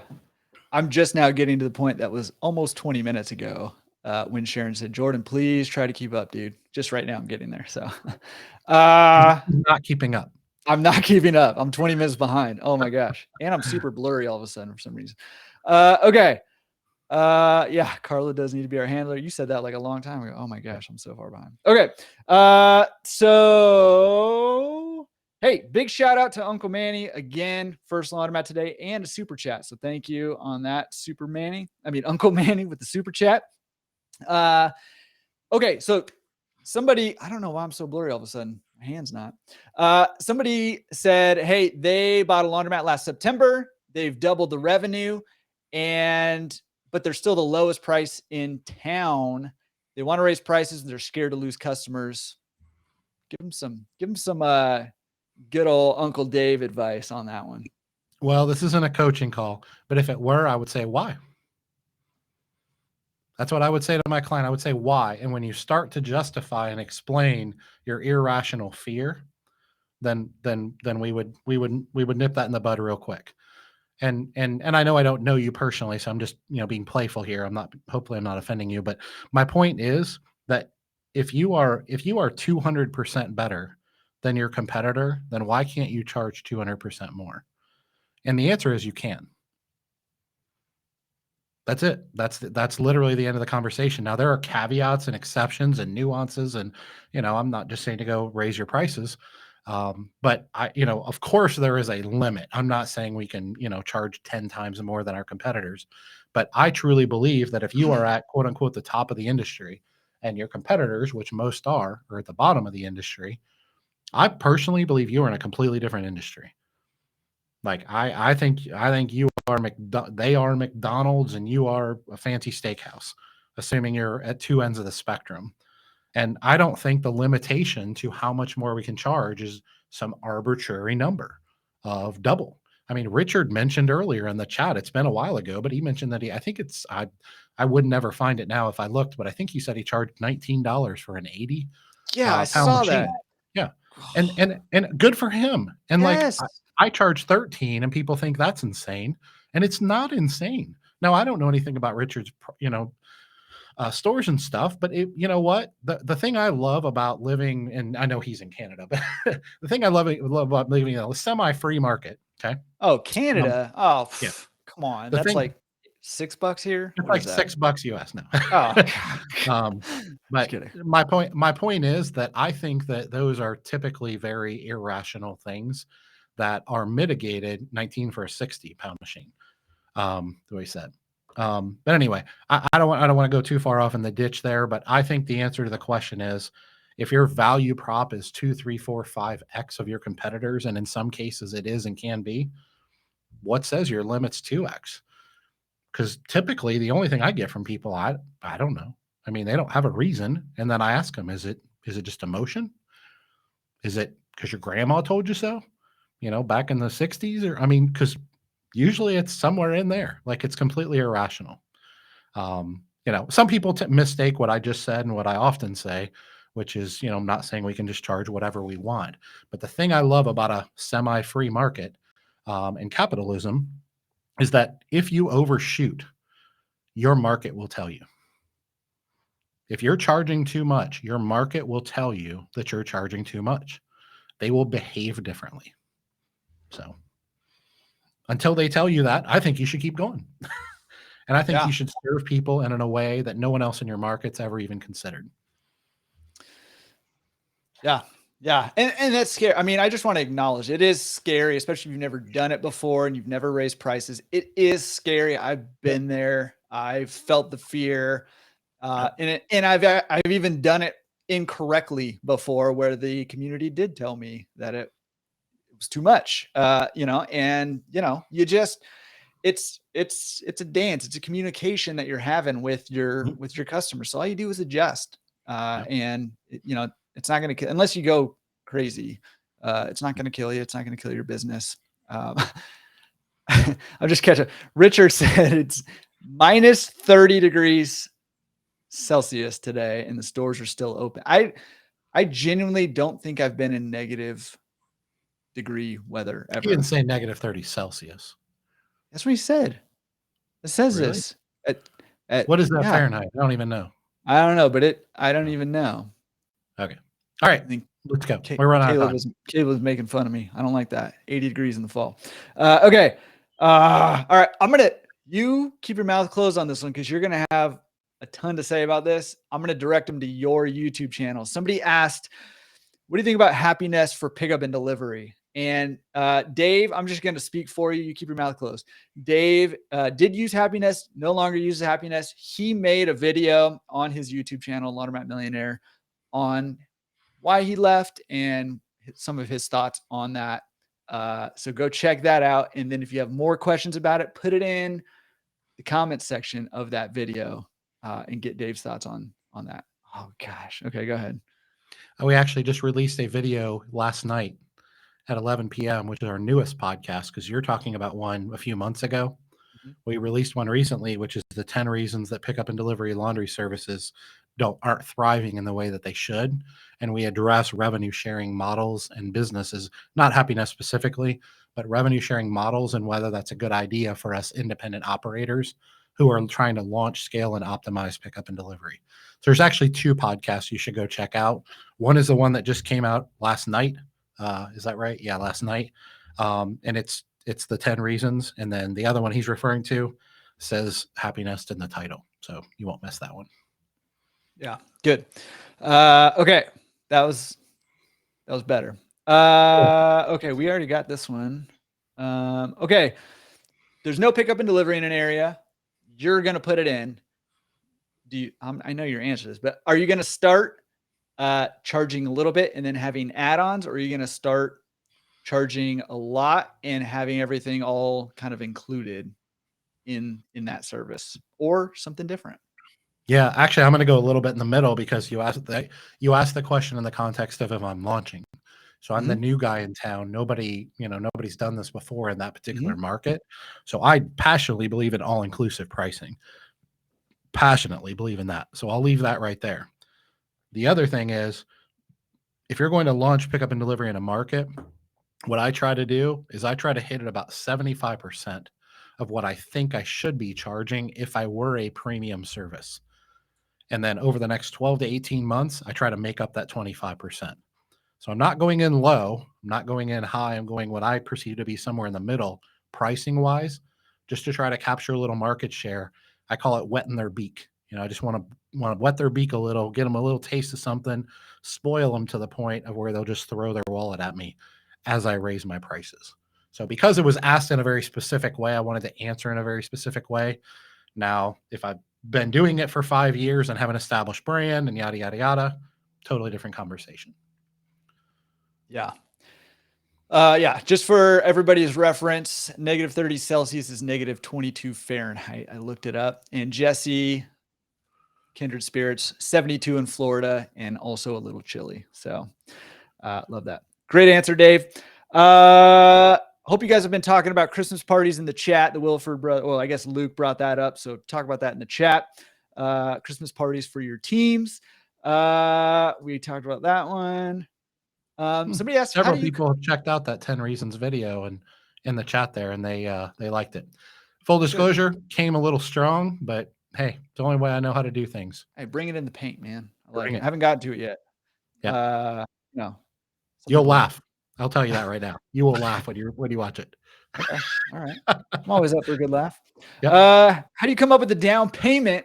Well, why don't you tell a little bit of your story? How do you come up with the down payment for a laundromat? Well, my story is in 2005, I'd always wanted to own my own business. In 2005, I had no money and really decided I was getting serious about owning my own business. For the next 5 years, I lived below my means, saved up about $30,000 over a 5-year period of time. And in 2009/2010, we acquired our first rundown dumpy laundromat, leveraged most of it because we bought it for $85K. We had to put about $15,000 down, and then we're able to take the rest of our cash and kind of pour it in a lot of sweat equity into the business to try to turn it around. That's a super, super quick answer. But I hear people say all the time, like, I don't have any money. What should I do? And my answer is get money. Now you can do that. I mean, you can save up, live below your means, get a second job. I mean, go borrow money from Jordan. I mean, there's a whole bunch of things you can do. Bring in a partner, bring in multiple partners. You can earn equity into a partnership by being the operating partner. There's a lot of ways to do it, but at the end of the day, like, this is a capital intensive business and you're going to need a briefcase somewhere. It doesn't have to be millions. And that's, 30,000. I mean, this is 14 years ago now. So nowadays, what I tell people is if as a general rule, not saying you can't be successful with less, but as a general rule, one of the questions we get all the time, Jordan, I know you know this, is how much money do I need to get started? Mm-hmm. And I usually tell people that 50K is a pretty good rule of thumb. Do you have to have it? No, I had less, but it was really, really hard. If you don't know my story, go check it out. It was really, really, really hard. So I would recommend trying to be a little bit more prepared. Yeah. What are your thoughts? Yeah, I mean, well, first of all, you can't see off camera, but there's just like stacks of money over here. Stacks. So I'm a little claustrophobic. No, but yeah, I mean, you're absolutely right. There's a lot of different ways to do this thing, to finance. I have an article somewhere on the Laundromat Resource blog over there on 10 different ways to finance a laundromat, to come up with that money. So whether it's your money and where that comes from in your kind of financial ecosystem, or someone else's money, whether that's like a loan or partnering with somebody or whatever. There's a whole lot of ways that you can come up with that money. It doesn't have to be work and save to get mm-hmm. that money. Although that's a legitimate way to do it too. So yeah. Well, to be honest with you, if I got it to do over again, I wouldn't do that. But that's all I knew to do back then. Totally. And you do what you can do. Right. And so, somebody has asked about franchises. There was some strong reaction there in the chat on the negative side of franchises. Anything you want to quickly say? We still have a whole page of questions. So quickly. Yeah. When it comes to franchises, I think I'm a little bit different. I mean, I don't get super worked up about it. I mean, if you are a franchisee, I don't think you're any different than me and Jordan. Like, I don't think you're a bad guy. If you're a franchisor, I don't think you're a bad guy or girl or woman. I think we should, once again, I keep saying this, I think as an industry, we should just start take a deep breath. Let's have a non-emotional conversation about business. Because when it comes to franchise, there's absolutely nothing wrong with them as long as the value is there from both sides of the equation. You want a piece of my pie? You want me to pay royalties and et cetera, that's fine. I just think for that to be a fair and equitable business partnership, I think you should be bringing a tremendous amount of value to the equation. And if you do, and if I'm a franchisee and I'm tickled with the value that you bring and that you've allowed me to scale faster or whatever the franchisee perceives to be value, I don't think there's anything wrong with it. And I'm not, I'm an independent operator. But I mean, if a franchise opened across the street, I would go over there just like if Jordan opened a laundromat across the street. Somebody is an operator of that business. The fact that it happens to be associated with a franchise just doesn't change anything for me. It still requires somebody to run it. Now, when there's corporate stores, alliance building stores, things like that, I got a different opinion on that we probably won't go into today. Okay. Oh my goodness. We got to go. Thoughts on charging customers for credit card transactions? There was also strong opinions about that in the chat. Yeah. I don't know if I have a strong opinion, but I definitely have an opinion. I guess all my opinions are probably strong. Yeah, I actually, what I tell people is if you let's say hypothetically, you're going to charge people 4% more to pay with a credit card. My question back to my clients 100% of the time is, why not just raise your prices 4%? Yeah. Like, I don't like tiered pricing. I don't like upcharges. I don't like fees. I like simple. I like all inclusive. I like transparent. I like those types of things in any personal business relationship transaction. And I don't like charging people more for one or the other.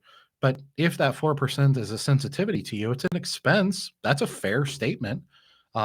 If you can raise your price 4% on credit card transactions, you can raise it 4% on the cash or coin or whatever it is too. Just raise your prices 4% and go out with your life. Like, I think we overthink that, I guess is what I would say. Yeah. Real quick, I just want to answer Ryan Hamilton's question. Looking to be a limited partner. Shoot me an email or check out Diligence Capital Investments. We're a laundromat specific fund. There's probably other ones out there. I don't know of any other ones. Happy to pass on to any other ones also, but Diligence Capital Investments is my fund with Ross Dodds, who's been mentioned a few times on here, and Michael Lambros. And we are getting ready to do another raise here pretty quick. So it could be good timing for that. I agree with you on the charging for credit cards. You just raise your prices and build it in there. And in fact, I actually would probably try to incentivize people to use the card. I just prefer that. It's a lot less work for me, a lot easier and a lot cleaner in a lot of ways. So yeah, one of the things we didn't talk about is I think it depends on your intentions too. I mean, are your intentions, like Luke and Lee and stuff like that, they put card systems in so they didn't have to deal with coins. Okay, well, if you're trying to incentivize people to use something so you don't have to do collections and go to the bank and different things like that, okay, then maybe you should incentivize them in the other direction. And I know they do double your money and that kind of stuff. So it depends on your intentions. What are you trying to accomplish? Totally. Okay. I'm just going to answer this one real quick. First step toward owning your laundromat business. I will just say I have a short 3-video course, how to buy your first laundromat. Dave's got a course that's much more thorough that you can check out too. And go to laundromatmillionaire.com for that course, or laundromatresource.com for the short course. So that's your first step. Go do those courses. And again, that's where you start, and then go from there. Because those will give you actionable, practical tips. Okay. Lease negotiation. This is a specific lease negotiation. We don't really have time to dissect this whole thing. I will say, and I can't remember who wrote it exactly, but the landlord wants $2K, 4 years, and CPI adjusted. A couple things. 4 years is not enough. I would go for, I always say, a bare minimum of 10 years. And even at 10 years, I'm feeling uncomfortable about that. I'm looking for 15 to 25 is what I'm looking for, in a combination of the lease and or some options. CPI adjusted. I don't love that. I get where the landlord's coming from, because things are all crazy right now with everything going all out of whack. So I get where they're going there, but I would negotiate hard on that and try to get that fixed. I think they said currently it's a 3% increase. That's about industry average, at least in bigger metro areas. I would shoot for that to try to keep that 3% average as opposed to the CPI, consumer price index adjusted on that. When do you replace washing machines? We replace machines at about the 14 to 15 year mark, but that's assuming these are rigid mount commercial grade washers. Obviously, if you're talking top loaders, Horizons, completely different conversation. We don't use commercial grade soft mount machines. But in my opinion, if I did, I would replace those a little bit earlier, probably close to 12. But let me be clear, that's not the end of their life cycle. We replace them then, sell them for roughly 20 cents on the dollar, take that 20 cents on the dollar that we get from selling our used equipment at that point, which is still has tons of life cycle left in it. And we use that as the down payment on our financing for completely retooling our new store. That's what we do. By the way, I shot you a link over in the chat for that course if you want to share it. Okay. Yeah. All right. What are your thoughts on 100% financing? Assuming all other parameters are in line, I love it. Love it. Gimme. Yeah. And I mean, caveat with it depends. There's a whole lot of there are some laundromats I would not take for free or 100% financing or anything. So I would say that is a case where get some feedback from somebody who knows the business if you don't know the business yet. Because that's one where it can be a great deal. I mean, shoot, man, 100% finance is awesome, but you also can get yourself into trouble doing that. So just, tread lightly and get some input on that. Any tips on dealing with homeless population in a laundromat? I think it depends on the parameters around your business. I mean, if you're unattended, that's a tough pill to swallow, tough to do anything about. If you're attended, there's an art to training people and hiring the right people to be able to handle and mitigate that situation. If you are attended and your employees are well trained and willing to deal with that situation, what we tell our team is to be compassionate yet firm. So this is not up for discussion, but we also don't believe, this is just Dave Men's opinion, I don't believe that we just have to scream and yell and call them names and treat them like I don't believe in treating people like a third-class citizen. But at the same time, you just can't come in here. And if you do again, I'm going to call the police. I'm going to have you no trespass. If you come in again, I'm going to press charges. So, here's a bottle of water. Have a good day. You can't be coming in here. This is a private business. And then we will follow through on those things. Yeah. And it's super important that you do follow through on those because it's not just for that one encounter. Word tends to kind of get around too. Yep. If you're lax on that. And I agree, treat people like people, but you gotta be firm and you gotta take a firm stance. Jodan Reed, how do you spell Horizon? J-U-N-K. That's hilarious. I could not agree more. Somebody asked, should you use software if you're doing a fluff and fold business? I'm just going to go ahead and say yes. Brian Henderson's got Wash, Dry, Fold POS. Check that out. There's some other ones out there that could help you out. But yes, use a software. It's really going to help. If you're going to be serious about it, you can get away with it real early on if you got just a few customers trickling in. But if you plan on growing that at all, you're going to need software.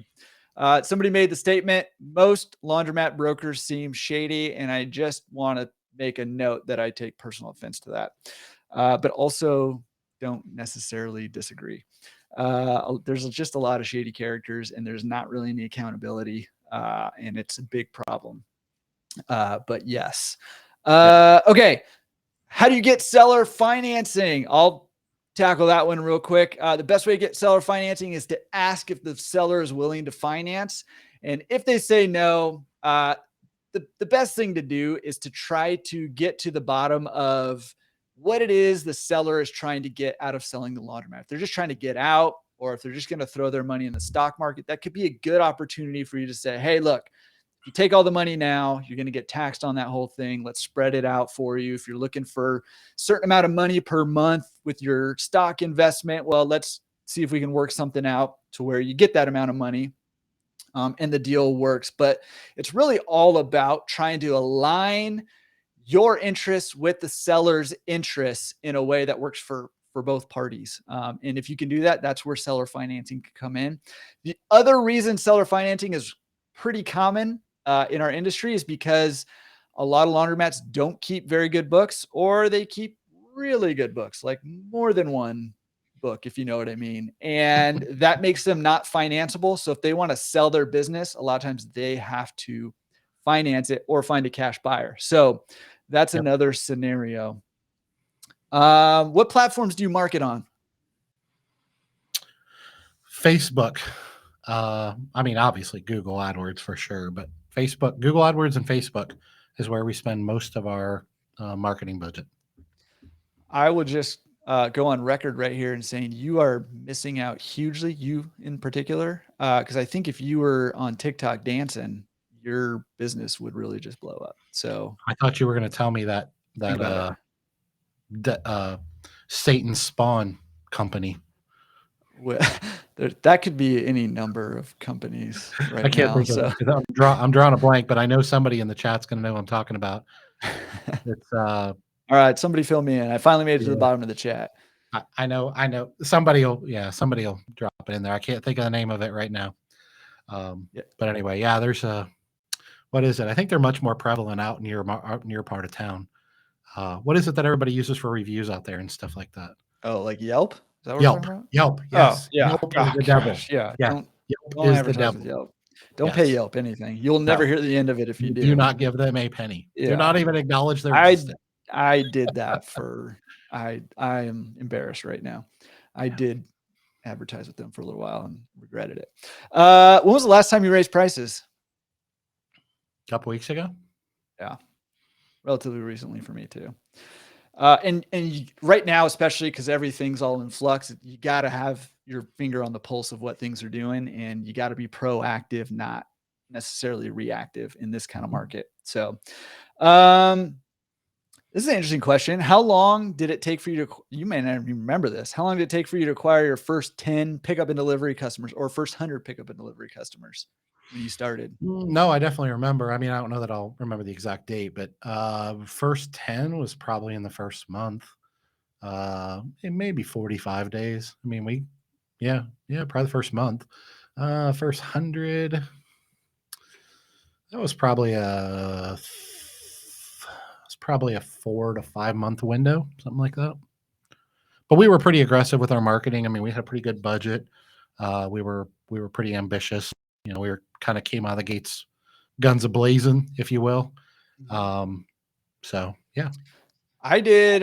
So I did pickup and delivery for a little while, and then I shut it down when I started ramping up Laundromat Resource. But a huge for me was actually SEO. And Joe Dan mentioned SEO and backlinks. Yeah, no doubt. I acquired 100 customers within 3 months, almost entirely from SEO. Just showing up on Google and Google Maps and Google searches real quick. So advertising, yes. Social media, yes. But SEO also, yes. So don't neglect having a good website, an easy customer experience, and all of that. We're almost done. I know we're over time, but we're like almost SEO, there. I thought the question was being asked in the frame of reference of like pay-per-click advertising. SEO and backlinks are the foundation. There's no doubt about it. So. Absolutely. I think it was Joe Dan Reed who said laundromats are being infiltrated by dry cleaners. You got any thoughts on that? He said he saw that at the Chicago event where. I saw a little bit of that too. Caleb said, "What overtime? We still have 2 hours." A little bit of what I think he's observing. I don't think we talked about it, but I hung out with some. I think what he's referring to is because the laundromat or the dry cleaning industry is like, I don't know. I used to say dying. I don't know that the dry cleaning industry is going to die. It's not going anywhere, but it's certainly shrinking is probably a better word. The people that are rock stars in the dry cleaning world are looking to reinvent themselves. Pivoting. And yes, pivoting. Yes. Good point. And COVID drastically accelerated that and encouraged them to pivot to our industry, not self-serve, obviously, but wash, dry, fold, pickup and delivery, things like that. I think that's what he's referring to. I would completely agree with that.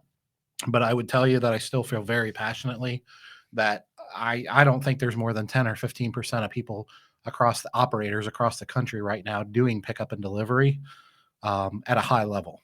I think there's a whole lot of people who think they are, and they don't know what a high level is. And so I tell people, if you want to be uncompetable, be uncompetable. It doesn't matter if it's a dry cleaner or if it's Joe Dan or me or Jordan. I mean, you either do things at the top of the industry, meaning you're a premier product with very repeatable, uncompetable business model, or you're not. And if you are, the odds of anyone competing with you, a dry cleaner, a laundromat, whatever, are pretty slim. I know for a fact a lot of those people are in the chat here.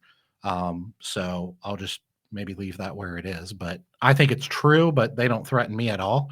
And I don't think they should threaten you if you have great operations. Yeah. And man, I mean, I can't. I don't have a whole lot to add to this other than I think laundromats have a better infrastructure to be able to do a better 100%. job than, and I think it's more likely going to go the other way where we are picking up the dry cleaning and maybe we're outsourcing it to dry cleaners. But yeah, I think that the infrastructure is there for laundromats to be able to do that a little bit or a lot easier than dry cleaners taking laundry. But you know, I tell people all the time, my workshops, coaching, things like that. I say, look, the fact that you own a laundromat, you are perfectly positioned to launch, scale, optimize, and be uncompetable in the laundry pickup and delivery space. No one is better positioned than someone that owns a laundromat. Now, there are dry cleaners out there that are reinventing themselves, and they are reinventing their facilities too. So they're pulling out dry cleaning machines and putting in washers and dryers they're literally reinventing their plant in a lot of ways. And so they can position themselves a little better. But at the end of the day, I don't know of many, if any, dry cleaners that are a true dry cleaning plant. I mean, unless they're going to literally rip out the plant, no longer be a dry cleaner, and literally build a laundromat, I don't think they can really compete with us at scale. I mean, let's say they have a couple shirt washers in there and they triple them, and they, instead of having 2, they have 6.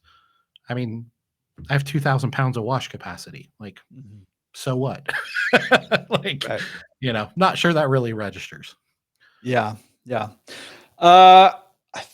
I think we only have one more. I'm sure I missed some. If get them in right now. If I missed Vince, I'm going to answer your question right now. But if I'm missing your question, get them in right now because we are over time. And I know you East Coasters, it's like past your bedtime over there. I still have an hour-long swim to do for my training plan, my Ironman training plan.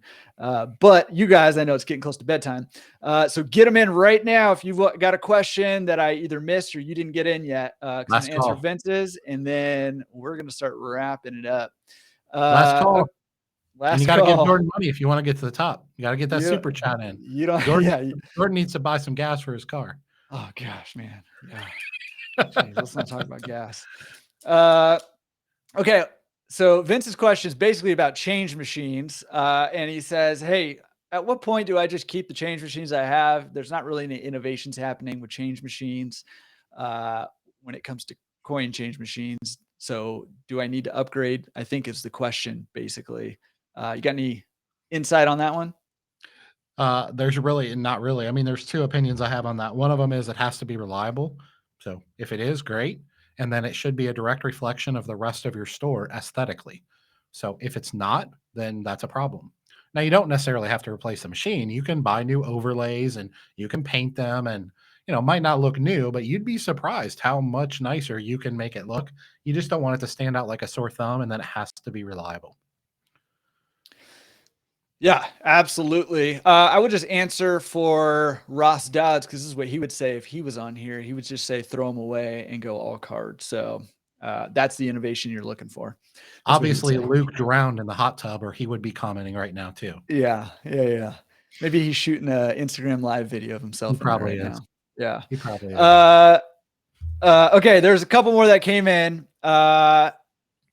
Clients like top load machines, front loads are more efficient. What are your thoughts? I agree with that. I don't think that should be the reason that you upgrade to front loaders. I also don't think that you should this is a very quick statement, but our job as business owners, as experts in our industry, and this is going to sound arrogant, I know it. Our job is to know and understand our industry at a level that our customers don't. So our job is to know what the future is, what's best for our customers, to make decisions accordingly in our facilities, and then to educate and train our customers as to why we made those decisions. So at the end of the day, it's our job as laundromat owners and experts to know the industry better than they do. Now, there's always going to be the 80-year-old lady that you'll never convince otherwise. Fine, wish her the best. But if you're building a modernized laundromat in today's era and you have more than a few top loaders in your store, it's a liability. Sorry. Yeah. And I have top loaders in some of my stores, by the way, but I won't in the future. Yeah, totally. And different ways to handle it, right? One is to just take them all out. Another one is just charge more for them and say, okay, there's a few in here, but they're going to be more expensive than if you go use the 20 or 30 pounders. So if you want to use them, that's awesome. They're there. But we prefer to use these ones because your clothes are going to be cleaner. It's going to be more efficient. It's better for the environment, blah, blah, blah, blah, blah. Right. So that's one way to handle it. Oh man, I shouldn't have did a last call. Look at all these questions that came in. Okay. But I did see, sorry, Stella. I did see this one. Buy my first laundromat equipment, 7 years old. Any advice? I would say this: you're going to need to replace that equipment relatively soon, if not right away. So you just need to plan for that. It doesn't have to be right away, right? If you can get them all running and running all consistently, you can buy yourself a little bit of time. You don't have to replace them right away, but those are coming towards the end of their life here. So you're going to need to replace those relatively soon. So you need to make sure you're prepared for that. So that's one of these situations where if you're 100% financed and you don't have any other capital and you're going to need to replace all of these new machines, you got to have a plan for how you're going to do that. Just make sure it makes sense to buy that laundromat with the added expense of replacing that equipment. I think that would drop that multiple down in my book pretty significantly. Anything to add? The only thing I would add is it depends on the machines. I mean, 7-year-old machines, it depends on the machine. If it's a top loader Horizon, that's the end of its life cycle. Yeah. If it's a, high quality, truly commercial grade machine, not saying I would use it this long. I just told you I get rid of them in about 14 to 15 years. But I mean, if you want to run them through the end of their life cycle, I mean, they typically have a 20 to 25-year life cycle. So depends on the machines too. But yeah, I agree with your statement. You're just to add a caveat to that, Jordan, everything you said, I think that we as laundromat owners don't do a good enough job of planning the future. Oh, she said 17. Did you say 7? Okay. I missed. Okay. I thought you said 7. I didn't see the comment. 17, completely agree. Never mind. I'm going to shut up. Those are near the end of the life cycle. You absolutely need to factor that in. Ignore me. I did not know that all I had to do was say the word 17 and you would shut up. I'm going to keep that in my mind. Jodan Reed agrees with Ross. Throughout those change machine, upgrade to card only. Okay. Yeah. Hey, if you're in Minnesota, connect up with Janelle, who's on YouTube, looking for people to network with in Minnesota. Glad you're getting something out of that. Okay. What happens if a new apartment complex comes into the community? More people. I'm assuming you're afraid because they're probably going to have washers and dryers in there. I don't think you need to be afraid about that. Some people will use that, but it's just even now with the new the new complexes coming in, and even with more luxury stuff, there's not enough capacity for people, and it's not as convenient. They don't have the variety of size of machines. I just don't think you need to be afraid of that. Just be excited that there's going to be more potential customers coming in. That's a great sign for your community. Yeah. If other people are investing in the same community you're investing in, let's go. That's a good thing. Yeah. Okay. LLC was approved. Waiting on the bank loan. Hit you guys up. Yep. Caleb. Awesome. Exciting stuff. Okay. Go card only. Everybody's throwing out all their change machines apparently. Okay. I just wish people had opinions on the coin versus card debate. I just hate it that everybody keeps their opinions to themselves. Yeah.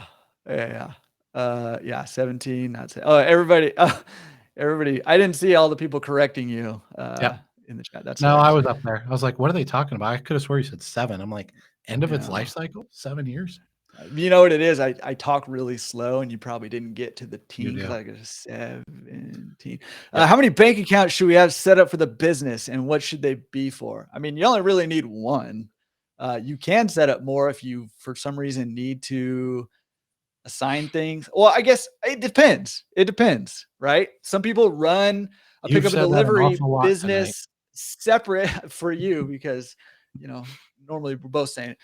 If you're running separate businesses, if you're running pickup and delivery separate from your coin laundry, or if you just want to keep that money separated for whatever reason or whatever, you really only need one. You can set up as many as you want. Just be aware sometimes banks have fees for having bank accounts, and so just make sure it's worth it. I don't know if you have anything else to say about that.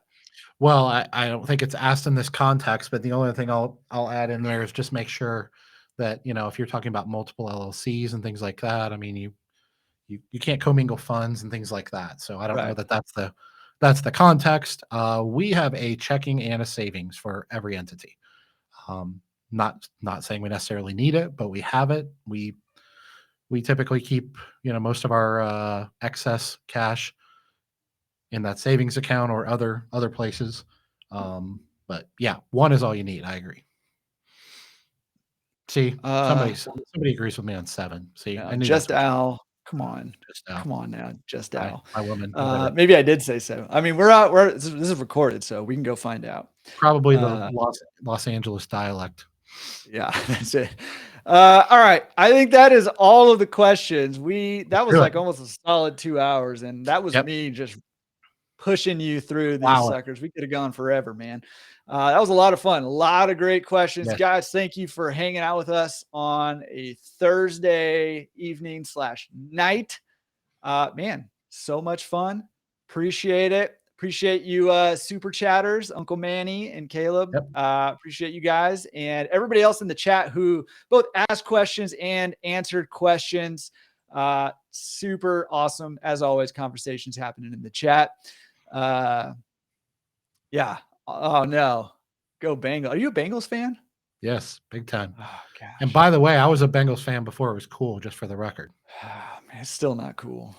Until they went to the Super Bowl. Until they went to the Super Bowl last year, people would ask me if I was a Bengals fan, and I would say yes. Don't hold it against me. Yeah. All of a sudden, they showed the Super Bowl, and now people ask me if I'm a Bengals fan, and I say yes. And just for the record, I was back when it wasn't smart to be a Bengals fan. Yeah. So. Yeah. All right. Well, I barely remembered they were in the NFL, so it's no big deal. Well, they went to the Super Bowl. I can't remember who they lost to, but they went to the Super Bowl. Yeah. Can't remember who. I don't know who. All that matters is that they lost. That's it. I'm just kidding. I'm a Bears fan, so I got no room to talk whatsoever. Oh, you were talking smack with me, texting or whatever with your LA Rams stuff. Yeah. I'm trying to jump on the Rams bandwagon because it's so painful. Yeah, to be a Bears that's what fan. I figured. Yeah. Yeah. Now they're all coming out. Thank you for joining us. This was awesome. Thank you for the chat and being willing to share and help each other. We believe doing more of this is good for the industry. But if you weren't here, we'd just be sitting here and Jordan would be listening to me talk. So, oh gosh, it's painful. It's painful. All right, guys. I hope you guys have a great evening. We'll see you at the next whatever podcast or webinar or live Q&A. I'm sure we'll do one in January. Sounds good. But we'll see you guys then and have great holidays. And St. Louis Rams. Okay. We'll see you guys later. All right. Take care, guys. See ya.